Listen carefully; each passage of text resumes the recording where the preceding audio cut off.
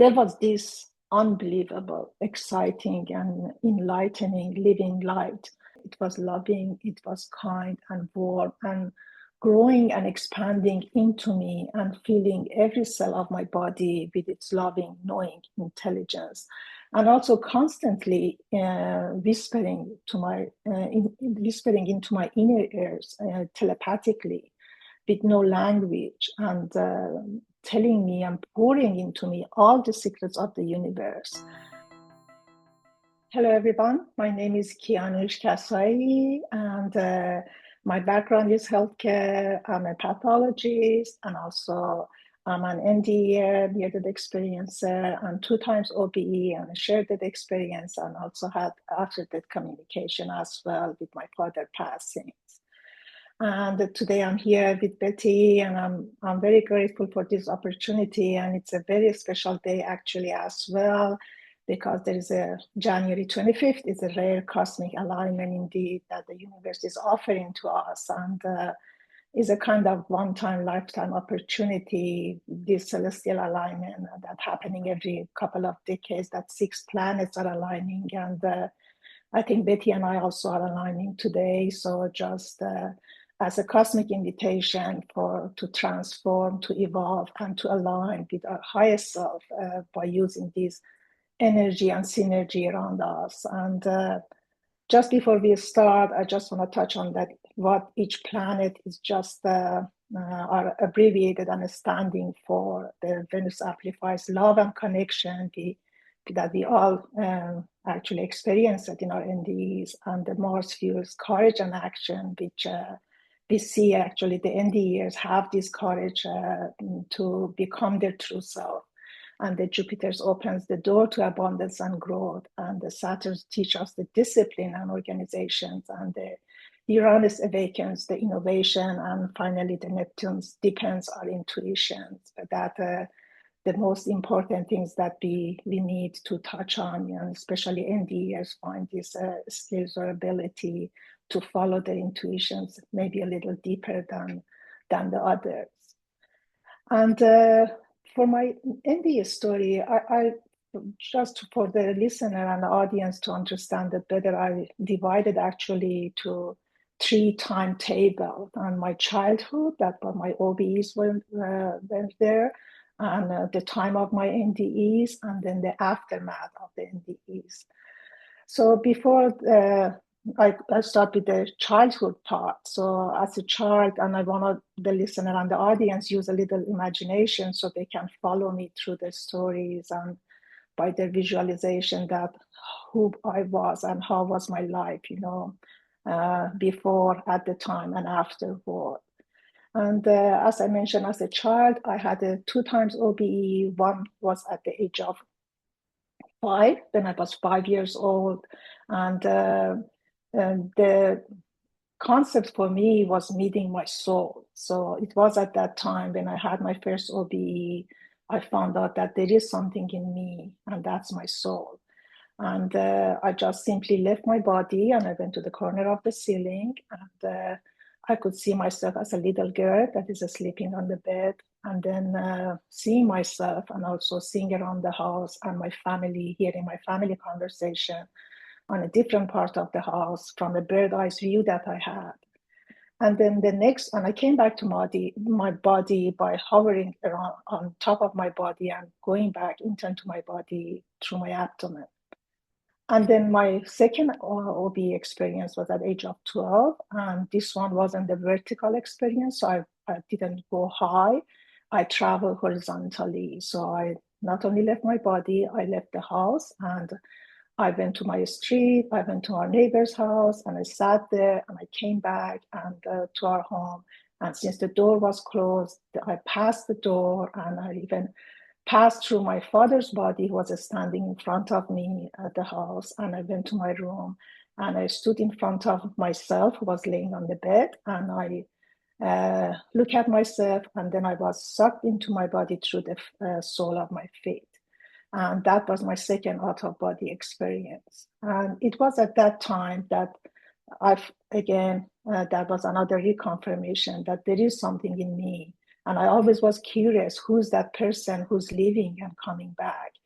And never talk about it. As you can imagine, a child back in my old country, Iran. So very subtle asked my father the next day, since I passed through his body, that if he has seen me leaving the house. And of course he said no. And this was my two out-of-body experience. Then, the regular life, and I grew up and I went to the college and medical school back there in Iran. And at that time, there was an active war between the Iran and Iraq, for several years. So my internship also was kind of death is coming with each bombing, not kind of near-death experience, it's kind of death experience, kind of be alert. So, and I finished my internship and I moved to United States in 1992 for continuing medical education, and then marriage, having a kid, and then rest of the ordinary story. So that is how my life looked like, before the time of my NDE, which it was 2006. I was a research pathologist and I was working at Johns Hopkins Hospital, and as a lucky wife and a mother of 9-year-old boy. And it looked like that I had no worries, from outside. But then the diagnosis of my abdominal mass happened. It was a mess as well, but then the diagnosis happened that this tumor is rapidly growing and suspicious to malignancy. It changed everything, and my life turned upside down. In real words. And then I wasn't all of the above. I was just a scared woman that was facing my own mortality, with so many concerns and hope that I had for my son, especially. That I wasn't possibly, excuse me, I wasn't possibly there anymore to look after him. And as a medical doctor, there was also a little, extra knowledge in me that from the medicine that made me think about all the wars and kind of risks and possibilities that could go wrong and could happen. And that was my emotional status around the time of my NDEs that happened after my surgery. Then it came that, excuse me, then it came that pivotal moment of my NDEs after my surgery when I was in the hospital. I remember the day after my surgery, I was so scared, and I kind of, the day before, and I kind of knew that I'm dying, which of course I died, but I didn't know that I'm gonna come back. So I made my living will ready, and I made all my arrangement with my financial advisor for my son, how to go to college, who's gonna take care of him, and how to carry, all my wishes, while I'm gone. And then I was very impressed because my financial advisor actually sent me a postcard after our meeting with the well wishes, and that I will be fine and I will see my sons growing up, and all of these, hopeful wishes that it really touched my soul, because that little act of kindness really could add a weight for me, how to carry and move forward, and still believing that there are good people existing in this world. And then it came that surgery day. So, and another moments that I remember is just that I was laying down on the gurney, waiting for the anesthesia to take place, and questioning also that will I see my son growing up? Will I see he's going to college? And or will I be growing old with my husband? And all of these, what we call it negative or concern question. Then after the 7-hour surgeries that they removed a 20 centimeter mass, size of the cantaloupe from me, which turned to be benign, of course. And I woke up with a 200 sutures actually in and out. And I heard later from the colleagues that my husband was also the pathologist who carried the tumor himself from OR to the pathology department, and had a hard time actually not shaking to do the frozen section and cut the specimen himself. And another doctor helped him, but he did himself made the primary diagnosis, but also send it for the second opinion as well, for reassurance, just in case he hasn't seen what he just wanted to see and haven't missed anything.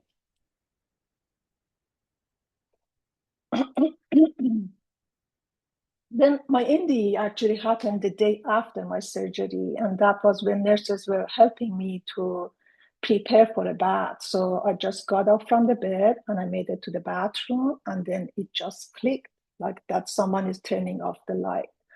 And it suddenly became all dark, pitch black, and but also a vivid sensation came to me that it was telling me that my conscious mind is out of my body, and but I didn't know where, and I didn't know where I'm going until I arrived. I arrived to that place after passing that long dark tunnel that it was the speed of, I mean, millisecond. I can't put a time on it, as you know, there's no time that in that dimension, and the speed of maybe, I don't know how fast is the speed of light, but I think that it was too fast that for me it was just like a millisecond. So, and then suddenly I arrived to that edge. So that's why I call myself edge walker, because I'm always feeling that I'm on that edge between the life and the afterlife, and that border of the now and the eternity. And there was this unbelievable, exciting, and enlightening living light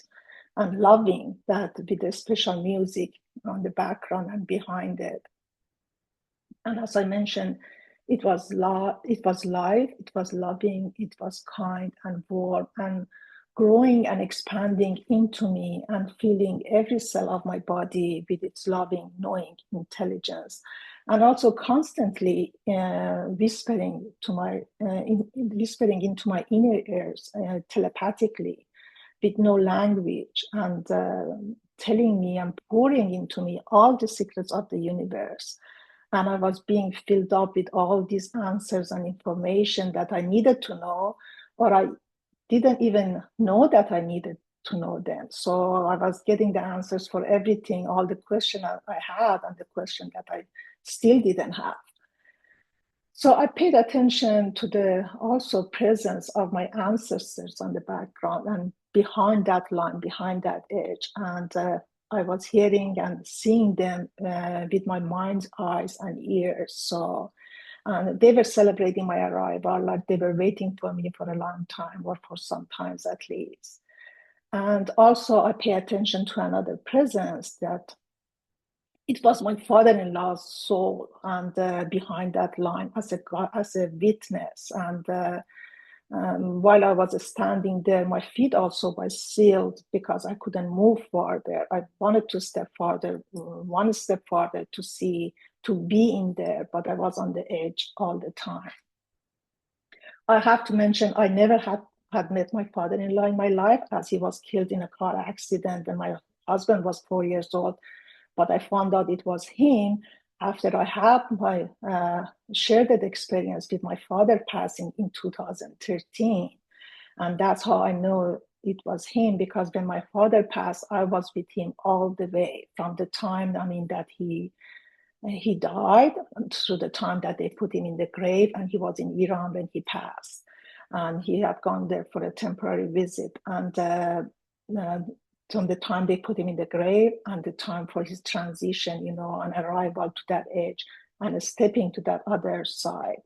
And when he got there, my father-in-law was there as a guide again and waiting for him. And since also my father didn't know him because they haven't met, he asked him that if they know each other or related to each other, and they kind of introduced himself and asked about my husband. And it was at that time, you know, that both my father and I found out at the same time that this presence is my father-in-law. And then going back to my NDE, and while standing on there and, you know, on the edge, I clarified with myself, you know, that there is 3 elements there. That's in intelligence, living, loving light. And then it's my ancestor party with that enlightening music, the knowledgeable again and wise music, that they all had information and they all were telling me some things. And then the presence of a guide or a mediator or a witness, which later I found out is my father-in-law. And also while I was standing there and all these messages from universe were whispering into my inner ears, and from that source, I pay attention to the fourth element, and this element was just a voice, a human voice. It wasn't a heavenly voice. It was my husband's voice, and he was keep calling my name, Keyaunoosh, Keyaunoosh, and I just knew that is a kind of urgency for him. And I know later on I was mad because I didn't want him to call me. I didn't want to go back. I felt that I belonged to that entity. I belong. The home is in front of me, not behind me. And I'm rejoining to where I belonged. And I was anxious for that, but I didn't have any memory or remembrance of the life that I had on earth until I heard his voice. And then I remembered suddenly my son. And the kind of, the responsibility or the curiosity of what he wants from me just became stronger and stronger. And also the source, just at the same time, they just telepathically made this conversation with me. That is my choice, to merge now or come back later, and they are going to wait for me.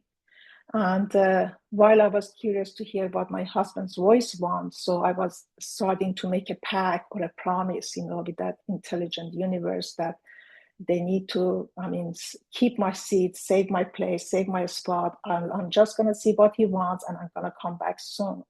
And then I turned my head, and then while I was turning my head, the conversation still continued as the last words of the promise, or last words of the wisdom that pouring into me, that I have a kind of mission or a promise that have been given to them.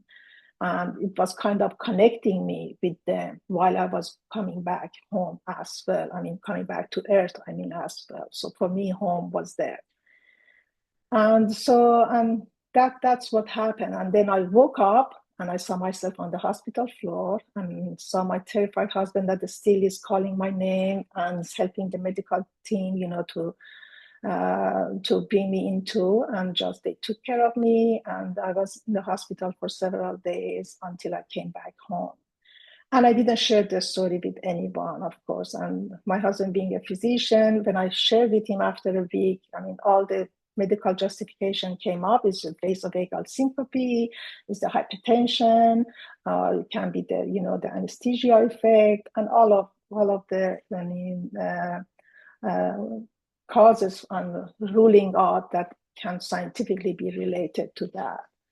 But still, every now and then, because I had changed, personally, personality, I had become a more patient, and more understanding, more enlightening, enjoying every little things in life. So that wasn't me before. I was very, perfectionist, getting into details of everything. Not that I wasn't anymore, but I was enjoying even doing little things without any complaining about anything, understanding everything and everyone.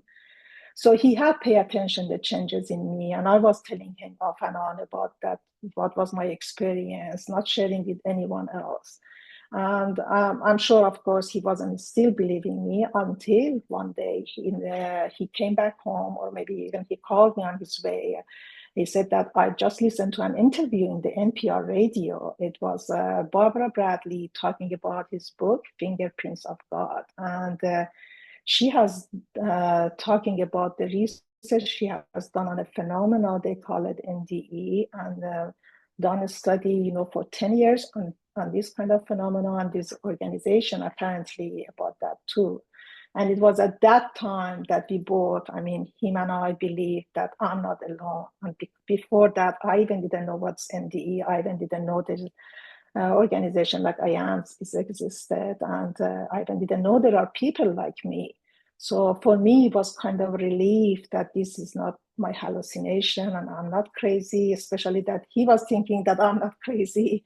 And my son and my relatives that I was sharing the story with them knew that I'm not crazy for this happening to me. And that was in 2006. So, and between then and now, there's so much education as well about the NDs and all the STs actually. So now I'm reflecting on the aftermath, so of the NDE and the things that happened to me. In three levels, and physically, emotionally, and spiritually. And not only it happened to me, but also it happened to the people that I'm living with, and my surroundings as well, and kind of changed my life and career in a way. The physically part is just that the first thing that I paid attention myself is just my healing ability, and the 200 sutures that I have, just they healed in a very speedy way. I mean, surprising all my medical, cares and supervisions, and that was for me kind of miraculous, and how I healed. And then was this feeling of the warmth and the growth that I was feeling, that something is growing in me, and the growth, the inner growth for me, I think it was showing itself as a reflection of a glow, because everyone who was seeing me was telling me, you are glowing like you have given a birth to a child. And I think that was a kind of true, because it was my rebirth as well. So that light of life, it was, and the rebirth was showing in me. And after coming from that 7-hour surgery, that wasn't what I expected or the others expected. And also my highly sensitivity to the colors, to the sounds, to the light, and to the kind of life itself and to nature. I mean, birds, animals, insects, so butterflies and ladybugs, my favorites. It's just, I was just sitting or walking outside and feeling myself connected with everything, even the trees. So, and feeling that I'm having the same telepathic conversation with them still, that I was there on the edge, and I am part of them, they are part of me, and feeling that oneness still. And that kind of brought me a different kind of attitude, in life, that feeling one with everyone, even those that were suffering, those that were enlightened. So I was feeling and seeing through them and what they are going through, on a soul level. And then emotionally as well, for me, it was both blessing and a challenge as well. So what we call it, the aftermath, or the aftermath of the NDEs, or the NDEs, positive or negative challenges as well. So I've been given a second chance, actually, in life, that I wasn't afraid of death anymore. So for me, life has become to a more deeper level and understanding of what is it about, and what it means truly to live. And my heightened sensitization, it was a blessing and a challenge as well. So the concept of time for me has changed, because I was seeing past, present, and the future at the same time. So kind of having my foreseeing skills or ability, which I wasn't even believing it at the beginning myself. And but it just, with more time passing and trusting it could have helped myself in the decision that I'm making. And that brought, my husband or my relatives just asked my opinion. And that was a kind of a gift that helped me also in my coaching practices, just seeing through the people and seeing a little bit farther than they see themselves. I never claim myself as a psychic or a medium or something like that. But I believe that I've got an extra gift of not the sixth or seventh or the eighth sense, but an extra gift of knowing things happening. So, and that has helped me in many ways, personally and professionally as well. And then another challenges was the coping mechanism that I had to develop for the new me. So as much as this was a blessing, but also it would have brought some kind of anxiety with the new me and the acceptance that I needed to have with my medical community, in my family. So with all the labels, that I was being tagged with. So, and with the new profession that I had chosen to have as a coach. And so these are all needed a new adaptation system, the new mechanism, or the new coping system, which kind of guided me to getting educated and being certified as an emotional intelligence coach, as a spiritual intelligence coach, and getting deeper to the personal growth work. to help myself first, which eventually ended up to be able to use it as a tool for helping others as well. Then on the spiritual level, I think I was different from the previous me as well. So I was raised in a religious family, but I never, was religious. I believed in God though, but I never practiced my own religion. But after my NDE, I became a believer of the spirituality even more, and that the spirituality is the path to the truth, and it's a understanding that better that what all of these religions are about, and that someone who had seen the truth and is providing a path. And it's just that Rumi says that the religions are all pointing the finger to the truth, but they are not the truth itself. So, and we all, as a believer, I believe that we can make our own path of a spirituality and to the truth. And when we start moving toward it, when we start working toward it, and that path is unfolding in front of us with the next move, as long as we are connected with that truth and we find a way to stay connected with that. So for me, the meditation, being in the nature and embracing love especially, so choosing the love response, and as a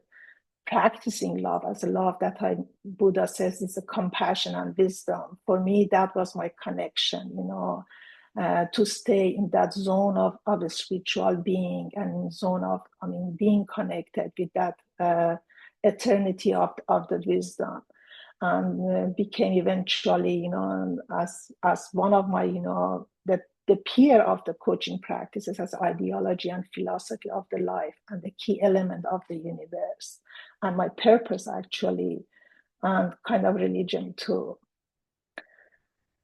And I don't want to bore you with the story part of it and the details of it. I think I've attached my stories as a reference, the PDF one. So if you want to share with your listeners, but I want to share my mission, so that how my NDE and my current work, are kind of tied together. So without this NDE and transformation, that wouldn't happen. So a friend of mine said, I believe all the people in the world should have an NDE, then the world would have become a better place. And is a kind of true, but I also believe that you don't have to have NDE to make this world a better place. It's just that what is coming with the NDE and the aftermath of NDE is available to everyone. And that is just educating yourself with the personal growth.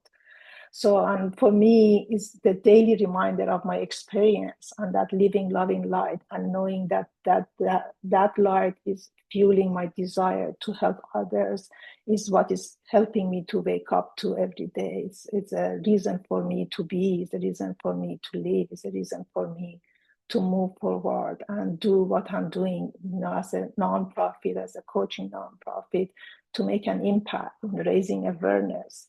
And I believe that while I was living that edge, all these, information, all these messages were subconsciously planted into my soul, or into my head, or into my mind. So it's guiding me to where I need to be or to go, without even me knowing that, but just paying attention to the signs and the signals.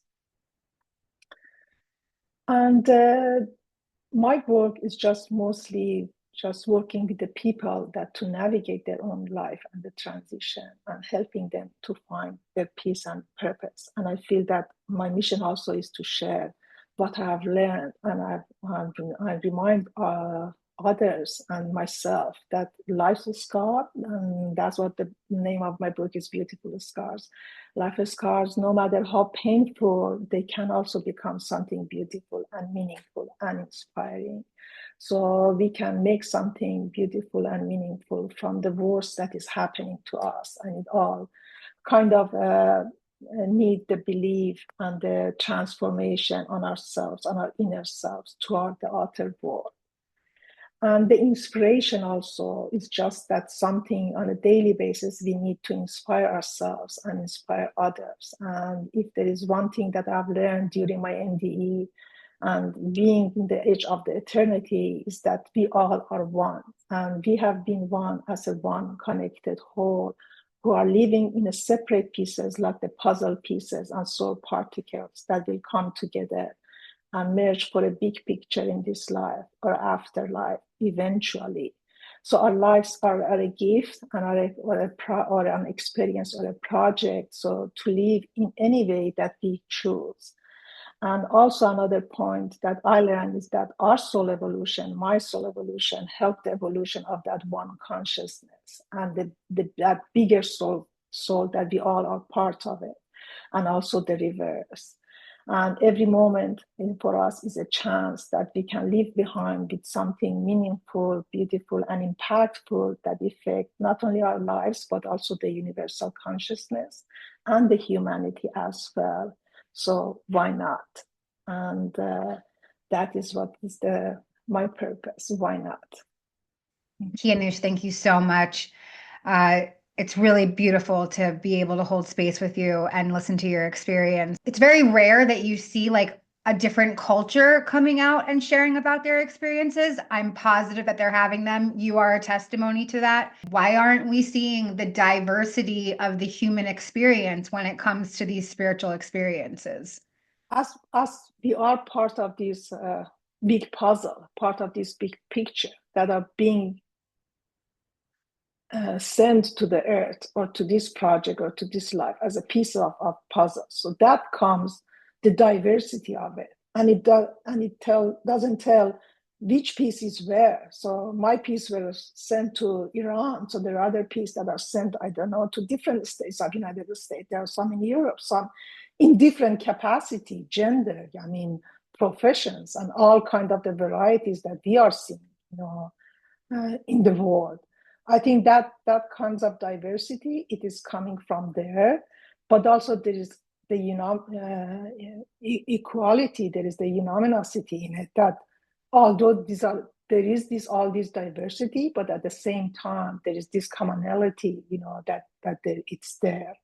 And this commonality comes from just that being one, and that's why we all experience that one unique loving and sharing experience, and why they all change after coming back. So I think that's what is coming from there. I have one more thing that I'd like to bring up because we know each other, and is the local group leader for Washington D.C. IANDS and runs a topic group on our online platform for healthcare. And I'm wondering if maybe you can just share a little bit about that and what kind of inspired you to, start a community within IANDS. Yeah, thank you so much, Betty, for bringing that up, actually. So what inspired me, I mean, as a healthcare professional, I had this concern, not being able to bring up my experience while I was being cared in the hospital. And then I got involved with the IANDS, of course, I met Diane Corcoran when she was living, and read her article on the gap of spiritual care from the Hopkins Gazette. And it was in the Washington, D.C. conference. And I was keep asking, from IANDS, organization, and are we having this group for the healthcare professional? And they were telling me they are planning to. And then Diane Corcoran passed away, and it was Washington, D.C. conference. And I went to her celebration of life, and I went to the bookstore. I stood in front of her table, that all the items that she owned and she had and had done. And while I was standing there, I felt a kind of, again, nonverbal communication. I don't know, was it from her or from the universe? So I cannot wait anymore. If I want and need something, then I have to create it myself. Then I came back from the conference and I started emailing, being persistent about it, that I'm gonna launch this, this group, because I really feel there is an urgent need and care for the spiritual care in healthcare space. And I believe I can do it, or I will be able to do it. There are things that I feel that I cannot do it, but then I start doing it. I said, see, I could do it.